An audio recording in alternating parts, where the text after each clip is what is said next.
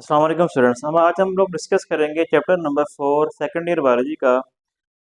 तो इसका हमारा आज का टॉपिक है जी, हमारे पास न्यूरॉन को हम स्टडी करेंगे। न्यूरॉन क्या चीज़ है? न्यूरॉन जो है हमारे पास जो है स्ट्रक्चरल एंड फंक्शनल यूनिट है नर्वस सिस्टम का।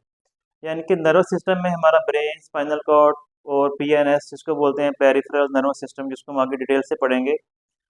तो ब्रेन हमारा जो है, स्पाइनल कॉर्ड जो है, और हमारी पूरी बॉडी के अंदर आपको कुछ सेल्स मिलते हैं जिनको हम न्यूरॉन्स का नाम देते हैं। ये सेल आपके सामने एक बना भी हुआ है, एक न्यूरॉन मैंने उनमें से एक बनाया है।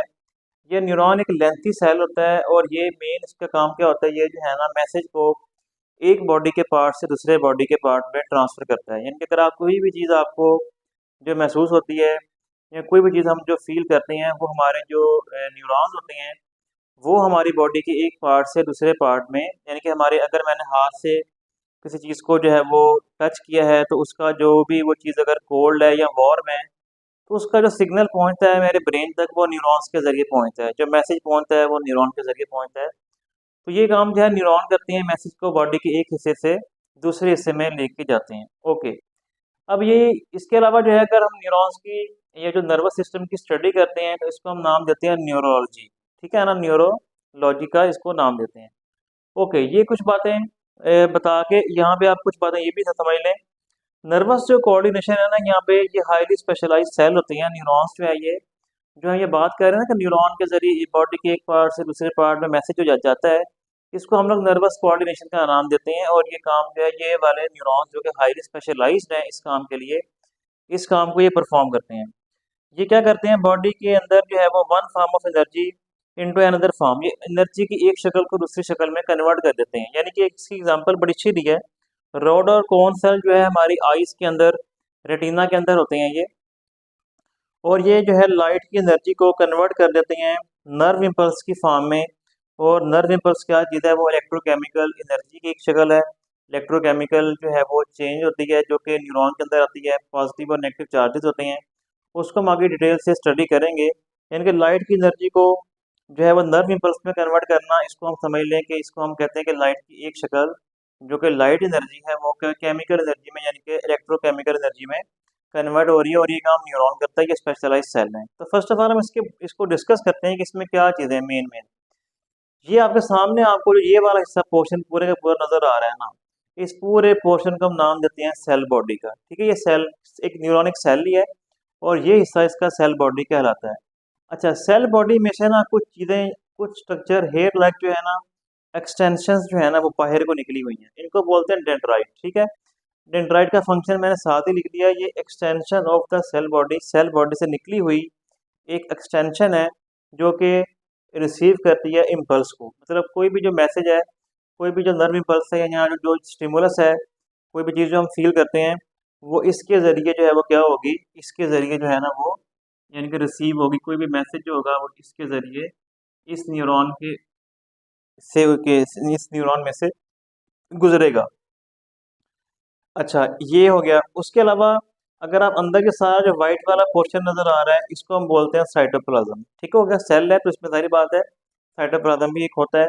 इसके अलावा सेल में सेंटर में ये आपको नजर आ रहा है न्यूक्लियस है इसके अंदर। इसके अलावा यहाँ पे कुछ ये स्ट्रक्चर नजर आ रहे हैं आपको, इसको हम नाम देते हैं निसल ग्रेन्यूल्स, ये रफ एंडोप्लाज्मिक रेटिकुलम और राइबोसोम, दोनों का मिला के हम नाम देते हैं। ये प्रोटीन वगैरह को सिंथेसाइज करने का काम करते हैं, प्रोटीन बनाते हैं। इसके अलावा इसके अंदर आपको गोल्जी एपरेटस में देखने को मिलेगा। इसके अलावा आपको माइटोकॉन्ड्रिया इसमें देखने को मिलेगा। ठीक होगा, ये सारे का सारा जो है ना सेल बॉडी के अंदर ये सारी चीज़ें आपको देखने को मिलती हैं न्यूरॉन के अंदर।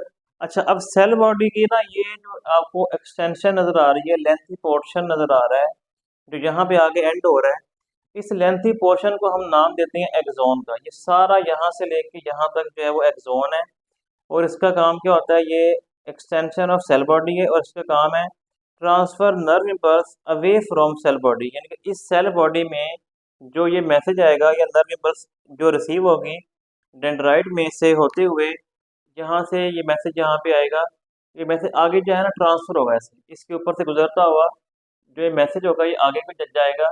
और जो मैसेज आगे जाता है, ये जो एक्सोन है, जो कि लेंथी पोर्शन है सारे का सारा, ये वाला ब्लैक वाला सारा, इसके ऊपर से जो है ना वो जंप करता हुआ मैसेज जो है वो आगे की तरफ ट्रांसफर हो जाता है, या नर्व इम्पल्स का ट्रांसफर होना या मैसेज का ट्रांसफर होना, ये की बात है।